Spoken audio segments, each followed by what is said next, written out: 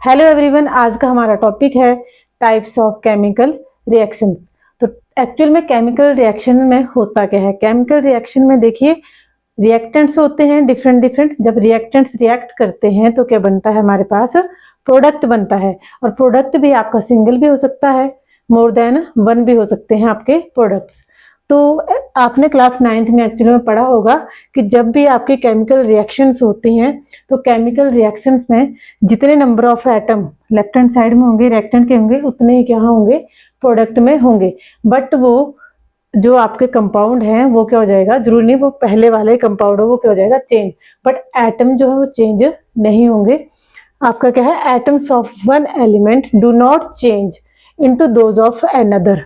इस लाइन का मतलब है कि जैसे आपका रिएक्टेंट्स में, जैसे मान लो यहाँ पे कैल्शियम का एटम है तो वो कैल्शियम का ही एटम रहेगा प्रोडक्ट में भी। ये नहीं है कि कैल्शियम का तो यहाँ मैग्नीशियम का एटम आ गया या फिर एल्यूमिनियम का एटम आ गया। जो रिएक्टेंट में एटम्स हैं जैसे कैल्शियम का है, ऑक्सीजन का है, हाइड्रोजन का है, तो प्रोडक्ट में भी देखिए कैल्शियम, ऑक्सीजन एंड हाइड्रोजन का ही एटम्स है। तो ये एटम्स जो है वो चेंज नहीं होंगे। जिस एलिमेंट के वो एटम्स हैं प्रोडक्ट में भी वही एलिमेंट्स के एटम रहेंगे।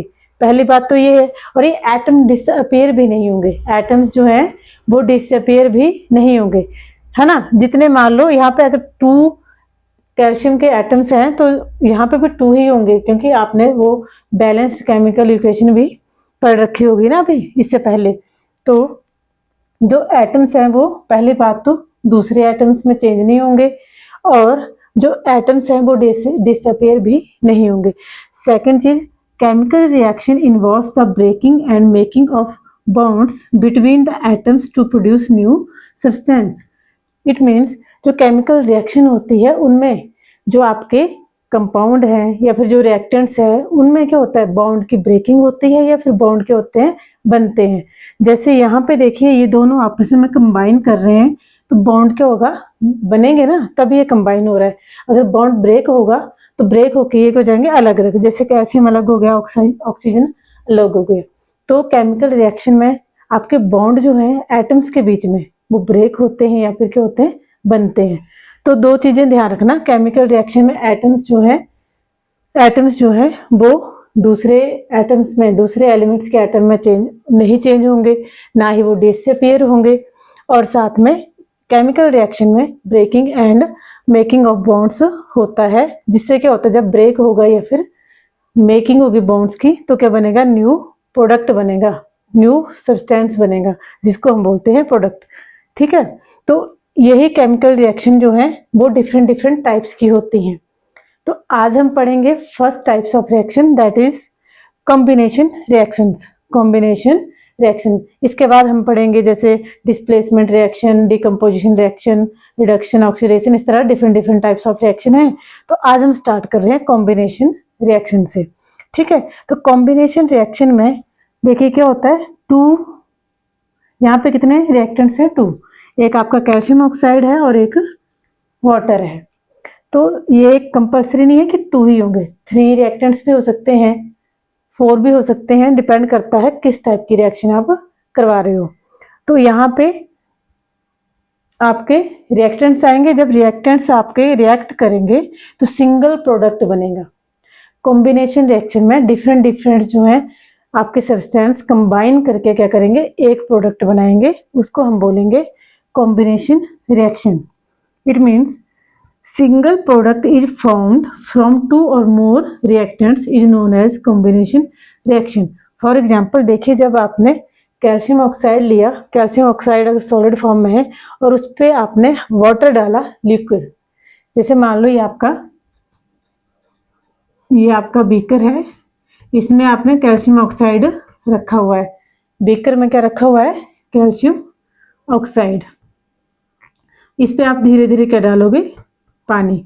जैसे धीरे धीरे पानी डालोगे तो इसमें से क्या होगा? थोड़े थोड़े बबल बनेंगे, बबल्स बनेंगे ना थोड़े थोड़े, और क्या होगा? थोड़ी हीटिंग इफेक्ट आएगा। जब आप देखना टच करोगे इस बीकर को, जब बीकर को टच करोगे ना साइड से, जब कैल्शियम ऑक्साइड में आपने क्या डाला?